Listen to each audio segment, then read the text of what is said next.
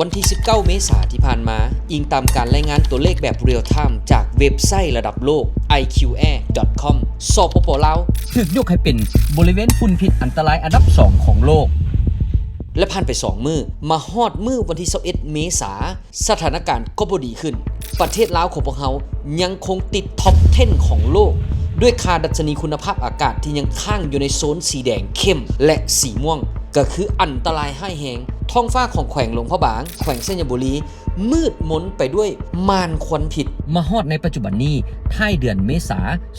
น 2026 ค่าของฝุ่น PM เริ่มลดลงย้อนสภาพฝนตกอยู่ที่ระดับ100กว่าไมโครกรัมอยู่ในหลายๆแขวงโดยเฉพาะนครหลวงวิจันทร์79ไมโครกรัมแต่ตัวเลขดังกล่าวลดลงย้อนมีฝนตกลงมา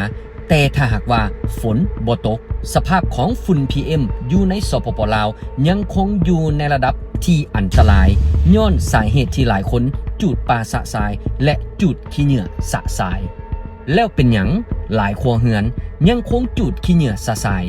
คือคำถามที่รอถามคำตอบนี่บ่แม่นเพียงฝุ่นแต่มันคืออาวุธชีวภาพที่พวกเขาบ่เคยใส่ใจ PM 2.5 น้อยกว่าเส้นผมพวกเขาถึง20เท่าและอิงตามมาตรฐานขององค์การอนามัยโลก WHO ค่าฝุ่นพิษนี่ถูกวัดแทกเป็นไมโครกรัมท่านรู้หรือบ่ว่าเพียงแต่ค่าฝุ่นแตะ15ไมโครกรัมมันก็เริ่มสะสมเป็นสารพิษในร่างกายของพวกเขาแล้วถ้าทะลุขึ้นไปฮอด50หา100ไมโครกรัมมันจะแทงซอดถุงลมปอดเฮ็ดให้เส้นเลือดใหญ่อักเสบและมุ่งหน้าเข้าสู่กระแสเลือดของพวกเขาแต่ในสิ่งที่คนลาวกำลังเผชิญอยู่ในทุกมื้อนี้คือตัวเลขที่พุ่งทะลุ200หา300ไมโครกรัมซึ่ง WHO ระบุชัดเจนว่านี่คือระดับอันตรายขั้นวิกฤตที่ฝุ่นพิษสามารถเข้าไปทำลายถึงระดับ DNA เพิ่มความเสี่ยงมะเร็งปอดหัวใจวายและหลอดเลือดสมองตีบตันในทุกๆวินาทีที่ท่านสูดลมหายใจสิ่งที่น่าเจ็บปวดที่สุดคือ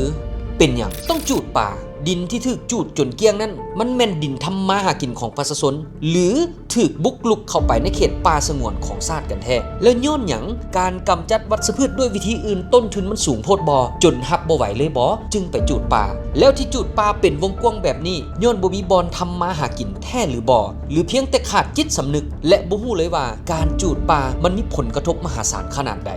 ท่านลองคิดเบิ่งให้ดีการจูดป่าเพื่อพื้นที่ปลูกฝังเพียง3หา4เฮกตาร์แต่รัฐบาลต้องมาเสียงบประมาณหลายห้อยตื้อกีบเพื่อตามมาแก้ไขปัญหาสุขภาพแห่งชาติถามแท้ๆมันคุ้มค่าแล้วบ่และสิ่งที่สำคัญที่สุดคือฝุ่นพิษที่เขากำลังสูดดมกันอยู่ทุกมื้อนี้มันเกิดจากความมักง่ายของคนในประเทศของพวกเขาเองหรือมันลอยข้ามพรมแดนมาจากประเทศเพื่อนบ้านกันแท้แล้ววิกฤตระดับชาติขนาดนี้แล้วไผจะเป็นผู้นำพาแก้ไขภาครัฐบาลภาคเอกชนหรือจะปล่อยให้ประชาชนตาดำๆต้องดิ้นรนเอาชีวิตรอดกันเองรายการพาทอก EP ต่อไปทีมงานของพวกเขาจะลงลึกพื้นที่เจาะทุกต้นต่อเพื่อทวงคืนลมหายใจที่บริสุทธิ์ของพวกเขากลับคืนมาแล้วพบกันว่าสาเหตุที่ฝุ่น PM